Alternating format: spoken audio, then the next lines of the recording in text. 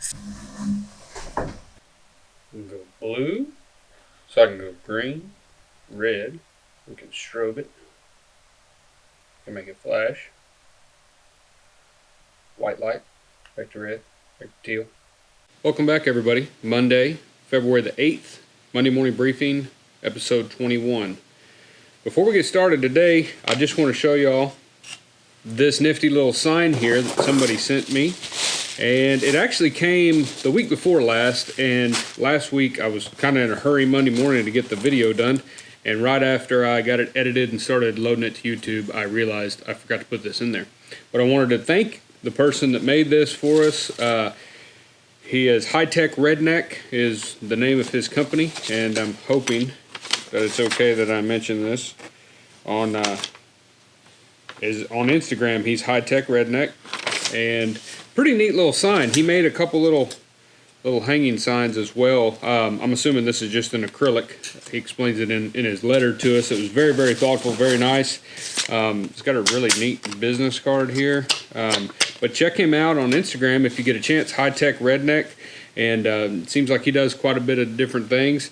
But this little sign is pretty neat. At first I didn't know what it was. It's just like, man, that's pretty cool. And then of course I read the letter and he explained to me exactly what to do.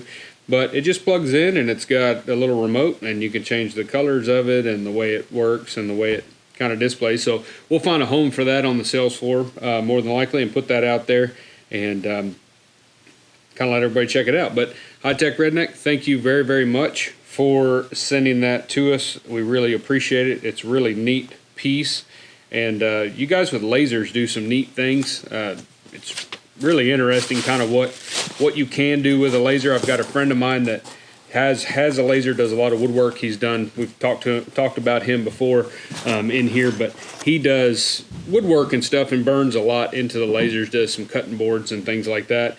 But I introduced him to the ability to be able to burn leather. He knew he could, but he had never tried it, and so I sent him home with a bunch of Herman oak, and he burned it up and made us a few little gift things and stuff like that.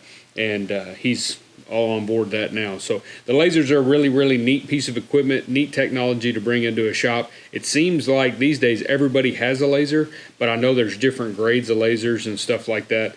I'm not going to say one might not ever end up in our shop, but if it does, I'm sure we can find some use for it for different things. I think they would be really handy for anybody doing, if you do a lot of awards for different rodeos or play days or cattle shows and stuff like that. They started giving away a lot of banners, leather banners that hang instead of ribbons for like the top end prizes, and they'll have just a bunch of writing and stuff on there. And to tool that, it would be just cost prohibitive for you or I to tool those banners up for these companies to just, or these organizations to just give them away as awards for these different events and stuff. And so the laser, I think has its place. It's a really neat piece of equipment, neat technology, and from what I've been around them a little bit, it's not just a push a button and let it do its deal. There's a lot of craftsmanship that goes into the back end of those things as far as getting them to actually perform the way you want to on the material you're wanting it to work on. So very interesting. But High-Tech Redneck, thank you very, very much. I really appreciate the gift, and we will definitely put that somewhere in the shop and show it off. So this week, we got a lot of big projects going. A lot of things are moving along. Everything's moving very nicely. So we're really excited about that. We kind of feel like we're back on a normal run here. I'm going to cover the name up on it, but if you follow us on Instagram, you've probably seen that we got the rope bag front carved, and so we'll begin tooling this probably today or tomorrow. And it'll be quite a bit of time to tool this. I'm probably guessing anywhere from 8 to 10 hours total to get this tooled, maybe 6. It just depends on how much I get interrupted or things like that, but we'll just see how fast it goes. I usually don't speed through one of these. We just try to take our time and make it look really nice. The back side will have floral as well as basket stamp, and then this area here will be a front pocket with a flap with his brand on it. I'm covering up the name because I'm not sure if this is a gift. I meant to text her last week to find out, but in all my posts I've been covering the name, so we'll cover it in this video too. I doubt he watches our Monday morning videos, but you never know, so better be safe than sorry. I am doing a video as we build this. I have shot a lot of the carving and I'll shoot some of the tooling, but it'll be a hyper speed deal when it comes to that, because nobody wants to watch a YouTube video that's 27 hours long of me carving and tooling. So we're just going to put some clips in there so you can see some of that, and then we will shoot a video on how to build this bag.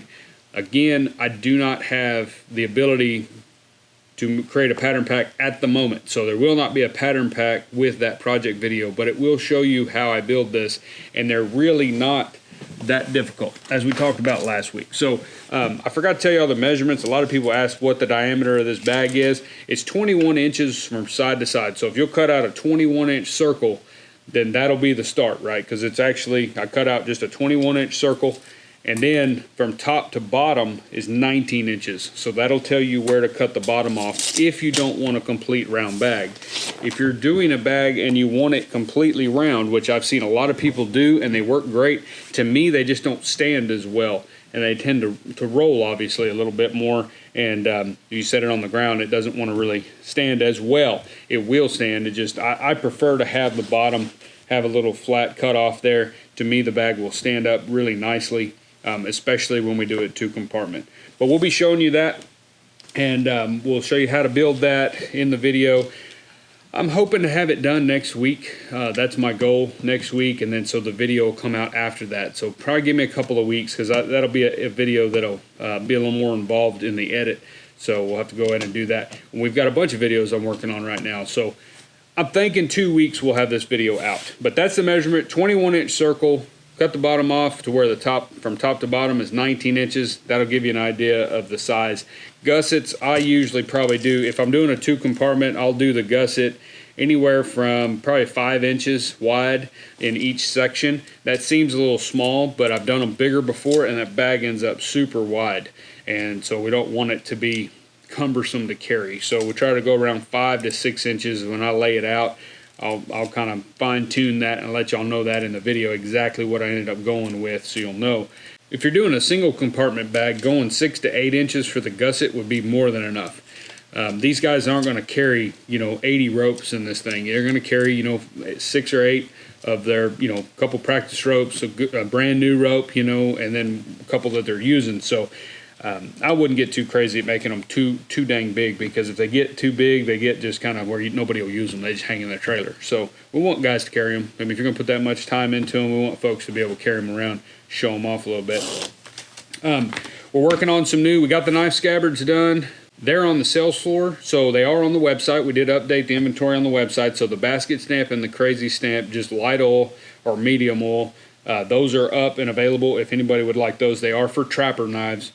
And then we ended up coming up with a tap-off for a new one that we're going to add to the website and try to keep in stock. It is not going to be painted like this. This is just a floral pattern, but it's just a flower with some scroll work on there. Just kind of neat, and it seems like a pattern that I would like to replicate more than once. So I went ahead and made a tap-off. We got 6 of them over there we're working on. So we'll get those tooled, put those on the website, and try to keep those on the website. I'll probably do the first 6 as 2-tone brown. Then we'll do 6 more in 2-tone black. And then I might do 6 more in just medium oil. But those, like I said, those are items that we're going to try to keep in stock. So we'll put them on the website, probably in batches of 6 or so. And then when they sell down, we'll just make more to keep replenishing that. So much like our 2 pancake scabbards and those basket stamp or geometric stamp scabbards that are on there. We'll try to keep those on there all the time.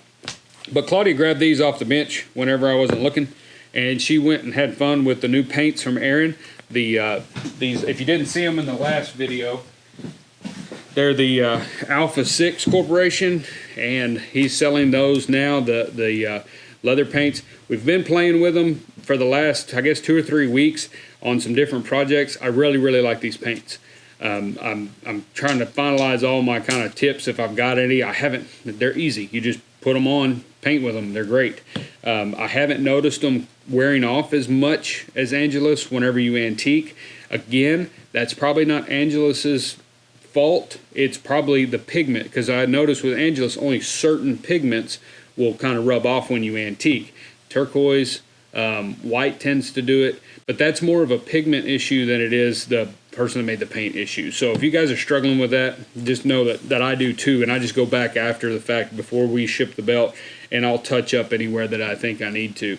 And these, I've noticed it happen a lot less. It's still going to happen a little bit, but this paint, it just seems to stick a little better. Maybe they're using a different type of pigment. I don't know, but I really like them. But I am going to do a video on just this paint and just kind of to show you how it works and with the reducer and stuff like that. So that's coming up here real quick. But the paints are good. So if you want to try them out, I do not think it would be money spent incorrectly to get a few colors of that from Aaron and give it a whirl, because it's really good stuff. Belts, I got 2 belts tooled last week and 1 belt started that we are fixing to tool it this morning. And I'm trying to tool 1 to 2 belts a day just to try to get ahead of myself and to try to keep that schedule for the rest of the year. That way I can maybe, you know, keep a better eye on how many belts that we're taking and how many belts we're doing. But this one in particular has got some cactus and a buffalo in there, and it is a fellow leather craftsman that ordered this belt from us. So we're always super happy and anxious when we build a belt for another leather craftsman, because I know he's going to be judging every little bit of this, or at least he should. If he's a craftsman, he's got to critique my belt when he gets it. So we're happy to be building for a fellow craftsman. And we got these 2 done, and we'll be painting or dyeing or whatever we're doing on those sometime today and get those moved out of here. I also got my little girl's belt made for one of her belt buckles. So the first one, we ended up doing some painting and kind of went old school on the lettering and did buck stitching and stuff on it. And Mama painted all that stuff, and so I'd show it to you, but she's wearing it. She won't take it off. So she's been wearing her belt with her new buckle and is very, very excited. So I'm glad we got 1 belt done. We'll try to get the other one done this week, because I'm sure she wants to try that other buckle as well. A quick update on the belt material kits. Belt material packs is what I prefer to call them. But the material packs, they should be back online by the end of the week, I'm hoping. We got a call from our rep with Herman Oak, and our next shipment of leather should ship today, if not tomorrow, but probably today. And if it ships, it usually takes 2 days or so to get to me. So once it gets here, I will strip it up and add belts back to the website. So if you have been waiting and it's been sold out, you've been on the website and it's been sold out, first, thank y'all for the unbelievable response to the belt material kits, belt material packs, and also thank you for the knife scabbard material packs. But the belt, we've been out, I think we sold out in the first 4 or 5 days of getting the last shipment, which was a double shipment. And so we're going to go ahead and I'm going to get this, we're going to strip it up, stick them on the website, see how that response is on those. If they sell out that fast again, I'm going to very quickly probably just double the order again. I want to try to get to where we have them all the time, so that you can rely on us. When you get a belt order, you can just get on the website, order them, we'll send them straight to you, and you're good to go. This isn't a trial run. I want to get to where we've always got them for you. And if you're not wanting to buy whole sides of Herman Oak yourself, at least we'll be a resource where you can get those from. So anyway, bear with us, hopefully this week and by the end of the week. Watch my Instagram, because we will put it on there and let everybody know when they are on the website and ready to ship, and then you can grab those up. Knife scabbard material packs have been selling really well. People have been really enjoying those. Our dies should be here this week as well for the money clip wallet and the bifold wallet. So once that's here, I don't know if I'll get them on the website at the end of this week, because we'll be doing the belts. Those seem to be the most important thing at the moment. And but this weekend I should be able to get a bunch of material packs cut up for those wallets, and then we will have those on the website as well. And I will let everybody know probably next Monday in the Monday morning briefing. We should have everything ready to launch, and we'll let you know. But if it is this weekend, we'll put it on Instagram as well for any of y'all that are kind of monitoring everything really closely. Then you'll benefit from that. But that's going to be really cool. And also this week I'm going to try to get, now that those dies are finalized and they're just getting made and should be here any day, I'm going to go ahead and figure out what other project videos we're going to make dies for, so that we can make material packs for those projects. So that's what we're mainly focusing on, is our library of project videos that we've done, turning those projects and offering a material pack to go along with that as an accessory. If you so choose to use that and that's what you want to do, then we'll get those on there slowly, get everything up and ready to go. As far as us this weekend, we didn't have a whole lot going on. We're done with the cow shows until April or May, somewhere around there. And And so we had a nice weekend just to kind of, hang out, do whatever, just kind of hang around the house, work on some projects. I did come to the shop Saturday morning. We ended up spending better part of the day because my cousin came by. They were coming back from College Station. They had gone up there to buy a hat from our friends at Catalina Hatters, and so they wanted to stop by and see the shop and visit, and so we hung out with them for a pretty good while. But I was able to get some work done in the shop Saturday morning, got some cleaning done, trash taken out, that kind of stuff, and then worked on some projects. And then we went home and we made bridle racks that afternoon. Just some very simple bridle racks that I think turned out really good. If you'd like to see some of those, you can certainly check out our Instagram. We just burned, we got 2x6s and 8 foot long, and then I cut some old wooden posts that looked nice and weathered and everything. They were probably 4 or 5 inch posts that we had pulled out of the ground. I went and cut those into like 3 or 4 inch chunks, and then we screwed those from the back side, and then we mounted those 2x6s along the wall. So we've got 1, 2, 3, 4. So we had 4 bridle racks there, and now Claudia can hang all of her tack up, and most of it's hung up. She's got a lot of tack, a lot of stuff. Or she also made a list of all the reins and headstalls she needs to complete bridle sets. So she's got a few bits that don't have headstalls and a few headstalls with bits that need reins. So apparently we're going to be ordering some harness leather and doing some strap good work. I think I'll let her do that. I'll probably just show her how to do it, and then she can do it. I'm not a big strap good fan. I mean, I'll do it. I don't mind it. We've always done reins and stuff, but not my forte. We did make a lot of progress on the saddles, but before we move on to that, and I show you that, I want to show you what I did on the Coyote bag. So, I don't know if I mentioned it on the Monday briefing last week or not, but we did come up with a name for this bag, and I have dubbed this bag the Coyote Tote. So, there's a guy I listen to podcast. He claims that if you've never shot a coyote, then you call them coyotes.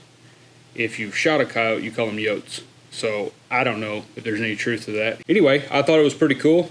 We call it the Coyote Tote, and we got it completely tooled. I dyed the background a dark brown. It does kind of look more of like a chocolate, but it is a dark brown background. And then I dyed the D hangers the same. We got those sewn on. I did add a little brass rivet. It's not a number 9 rivet, it's the smaller one, whatever size that is below that. But I had a few of those, so I polished the heads on a cloth buffing wheel and got them nice and shiny, and then we set those rivets there. I felt like it needed more than just stitching, since this bag's probably going to be a little heavy, and so I wanted those fastened on there really well. But anyway, that matches our hardware, and I was able to get the inlay done. I've got a little bit of trimming here to do. Again, this bag is a learning process. I am filming it, but I do not have a pattern pack or anything. We might get that together once I kind of finalize and get this bag done, because I'm kind of patterning as I go. It's kind of how I'm doing it, because I don't really know exactly the measurements of stuff. So I'm just kind of doing what I usually do, which is kind of start putting stuff together and see what fits. You're going to waste a little bit of leather, but leather's cheaper than labor. That's what I always say. So sometimes it's better to go ahead and waste the leather to know that something's going to work than to make it out of paper, come back, and then find out that, well, since it was paper, the thickness of the leather threw off your gusset length, blah, blah, blah, whatever, then that means you got to go back and redo it again. And it's usually cost you more time than if you'd have just made it out of leather first. Even if it's just prototype junky leather, at least then you can get your patterns perfect. But this is far from perfect. This bag is far from perfect, because I've learned something when I was sewing the fur. So the fur is just overlaid. It's inlaid inside the top edge of the bag. So there'll be a zipper panel, a separate piece that has a zipper in it that will actually sew in here. So I decided to do it this way, and then the top is actually just sewn on the bag there. What I've figured out, and I still got to learn the proper way to work with fur in projects, because I'm not. This is the first year I've really worked any fur into what I do. But when I sew, I've just kind of pulled the fur back. It was very easy to do on the machine. As I was sewing, I just kind of laid the fur over to the side and sewed around the edge of the actual leather of the hide, and it sewed down great. The problem was it took the fur, like right now it's laying down fairly okay. But when I got done, all the fur was sticking straight up along the edge.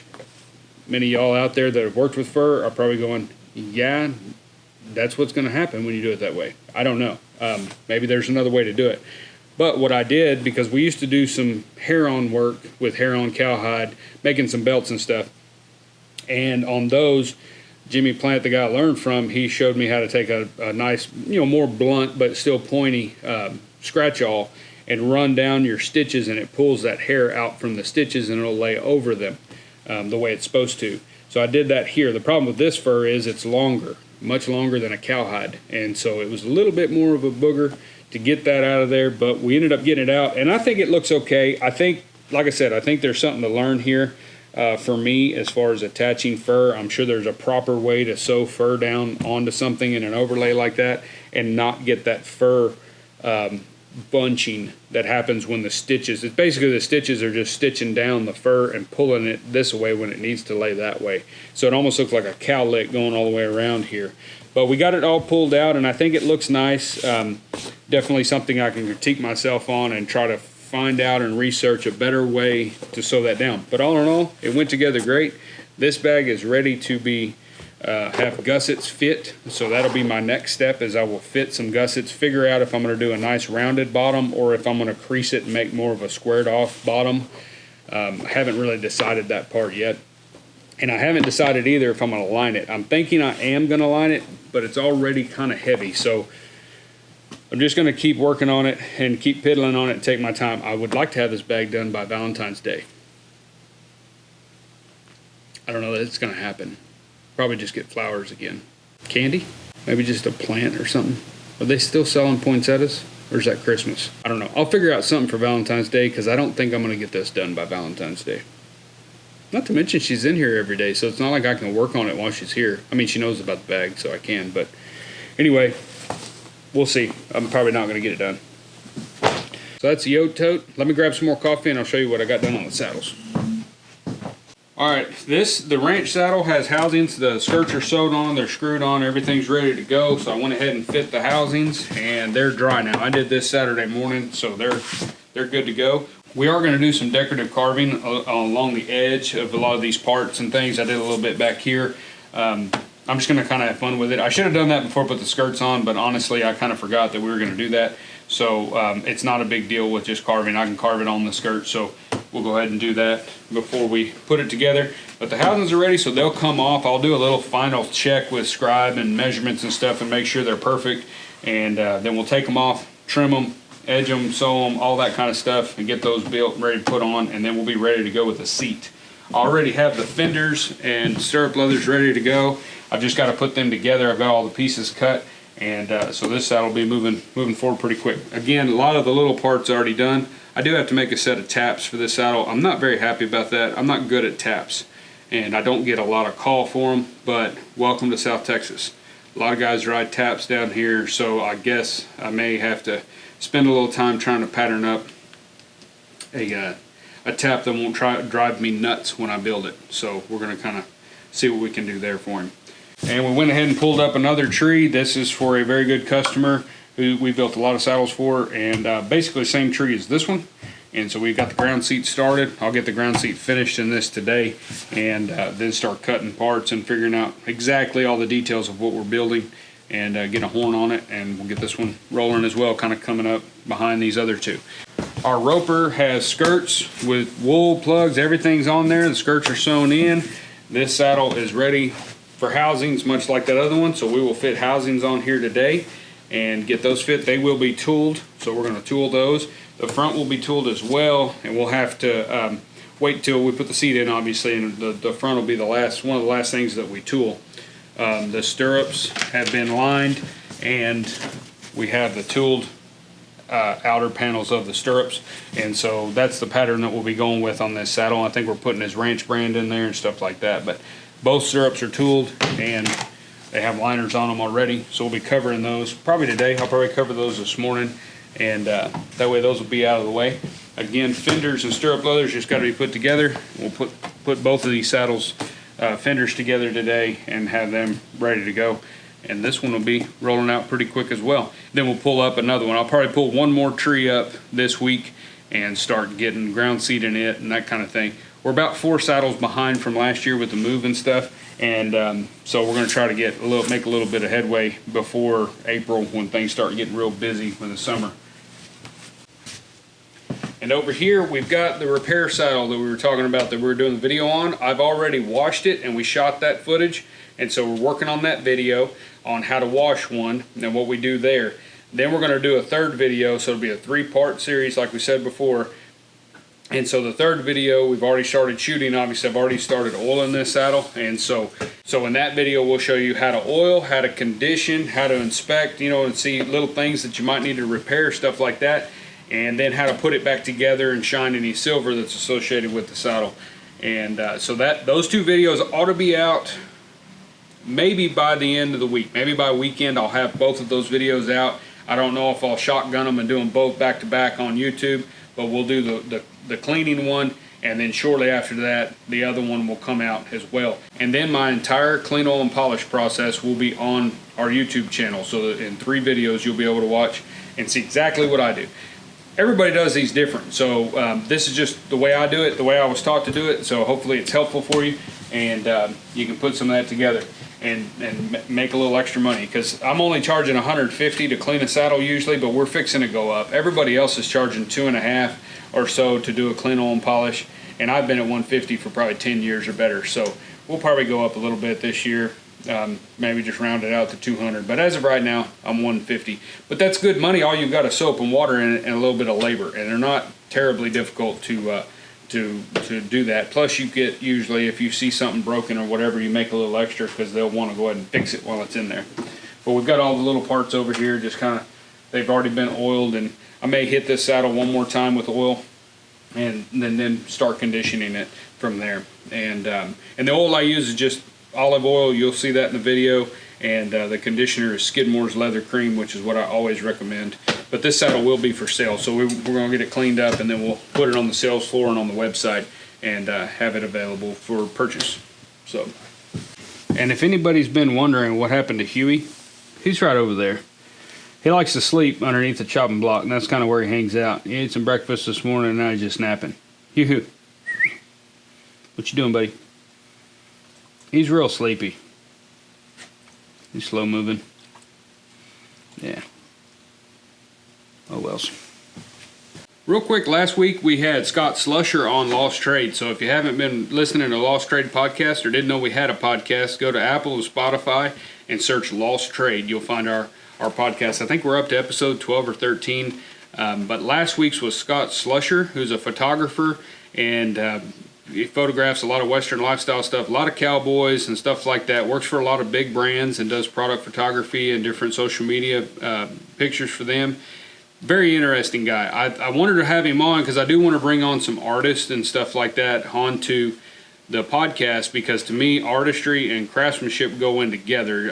I don't think they're 2 separate entities. I think they have subtle differences, but I don't think they're 2 different things. And so he is definitely a craftsman with his tools and things that he uses to capture the photographs the way he wants to, and his use of light and stuff. Just a really interesting guy to talk to, and it was really neat to see that a freelance photographer at his level is still dealing with the same things that we do as freelance artists or craftsmen, as far as trying to drum up work and trying to keep the pipeline open and keep work coming in and going out and hustling and things like that. So very interesting interview. Neat guy.